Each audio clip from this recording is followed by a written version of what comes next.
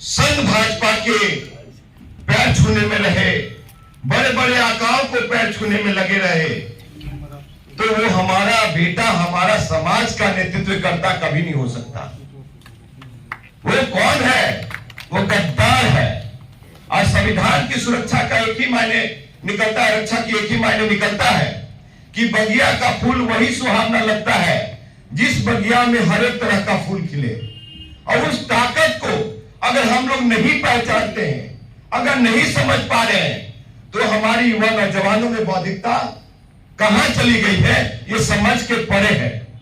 साथियों, आपको बता दूं कि हमारे नेतृत्वकर्ता संघर्ष तो करते हैं, जब विधानसभा में जाते हैं, लोकसभा में जाते हैं, तो जो बाबा साहब आंबेडकर ने 22.5% आरक्षण दिए हैं, उस आरक्षण को बढ़ा करके 35 से 40% करने की बात कभी नहीं करते हैं। वो क्या करते हैं कि समृद्ध दलितों को आरक्षण छोड़ देना चाहिए। वो क्या बात करते हैं कि गरीब सवर्णों को 10% आरक्षण दे देना चाहिए। अच्छी बात है, दे देना चाहिए, लेकिन जिस आरक्षण से आप आगे बढ़े हैं, उस आरक्षण को कभी बढ़ाने की भी बात कर लीजिए, समझे। और रही बात है कि अभी कुछ दिन पहले राज्यसभा में राज्यसभा सांसद मनोज झा जी ने कहा कि अपने अंदर के ठाकुर को मारो, ठाकुर सब में है। तो हम उस विवाद में नहीं जाएंगे, लेकिन मैं इतना जरूर कहूंगा कि आज जिस तरह से जातीय जनगणना बिहार सरकार ने पेश किया है, नीतीश तेजस्वी यादव ने पेश किया है, वो समाज हित में नहीं है।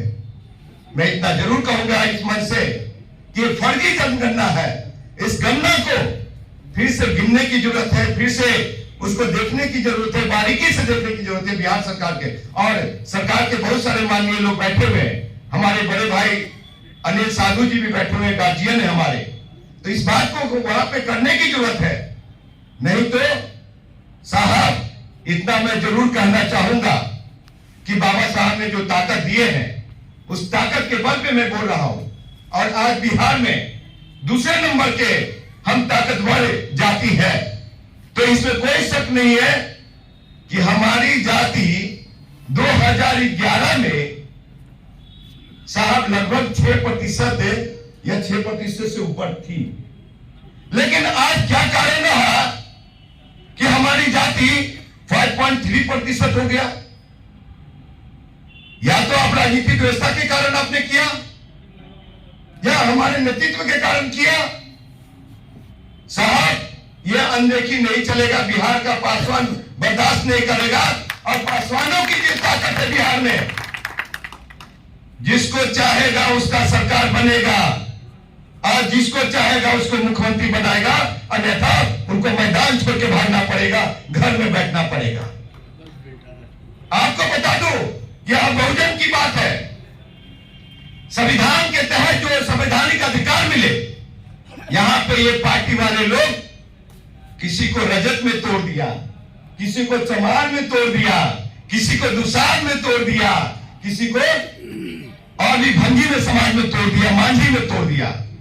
और बिहार के बहुजन के लोग, अनुसूचित जाति जनजाति के लोग, आज संविधान खतरे में है। और अगर आप लोग नहीं जागे और एक मंच पे नहीं आए, तो 35 वर्षों से किसकी सरकार है, मलाई कौन खा रहा है, ये समझने की जरूरत है। नहीं तो ऐसी आपस में लड़ते रह जाओगे, बट के रह जाओगे, फिर कुछ नहीं मिलने वाला है, और पीछे लग्गू रह करके, पीछे लग्गू रह करके बन करके रह जाओगे। ये हालात है साहब। मैं हरकेश्वर बाबू को इतना जरूर कहूंगा, गार्जियन स्वरूप श्याम रजक जी को, क्योंकि ये जब बुलंद सितारों पे थे तो हम अपने पिताजी के साथ उंगली पकड़ के कभी कभी जाया करते थे। घर पे जरूर मिठाई लड्डू मिल जाया करता था, पानी मिल जाया करता था। हमारे अंकल ईश्वरी राम पासवान जी भी इस दुनिया में नहीं है, वो भी जगन्नाथ मिश्र के टाइम पे कैबिनेट मंत्री थे बिहार सरकार में। और आज जो मैं बोल रहा हूं, तो बाबा साहब आंबेडकर के संविधान के ताकतों पे और ईश्वरी राम पासवान के ताकतों पे मैं बोल रहा हूं। मैं और वो नहीं होते पासवान नहीं होता।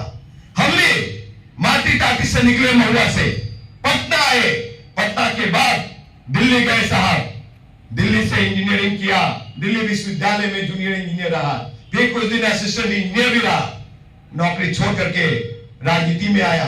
इसका मतलब ये नहीं कि आप लोग एक ही घर के पूजन करते रहे। इस मंच पे भी बैठा हुआ लोग एक से एक महारथी है। दीर्घ ये जो कहते हैं कार्यक्रम दीर्घा में भी हमारा आजाद भाई है, चंदन भाई है, वीरेंद्र भाई है, इंजीनियर राजकुमार पासवान है। हम लोगों को कब मौका मिलेगा, आप लोग कब मौका देंगे, ये चिंतनीय विषय है साहब। जो समाज एक देवता और एक नेता को पूजा करेगा, वो समाज कभी आगे नहीं बढ़ सकता। आपको ये मैं लिख करके दे रहा हूं मैं। लेकिन आप लोग क्या करते हैं, आप लोग क्या करते हैं, कुछ तो हमारे समाज में ही, जाति में ही ऐसे लोग हैं कि ब्राह्मणवाद, मनुवाद के गोद में जाकर के बैठे रहते हैं। समझे, राजकुमार पासवान कुछ बोलता है तो कहता है क्या ये तो पागल है, ये तो मेंटल है। अरे भैया पागल नहीं है।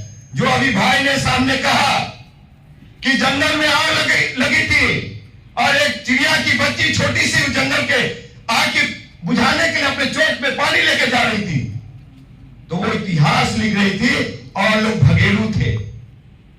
तो उस इतिहास को मैं लिख रहा हूं और इतना जरूर कह दूंगा शीर्ष नेताओं को कि अगर मुखर होकर बोलना नहीं आता है तो कम से कम ठीक से दलाली भी कर लो, दलाल भी बन जाओ, अच्छा रहेगा भविष्य के लिए।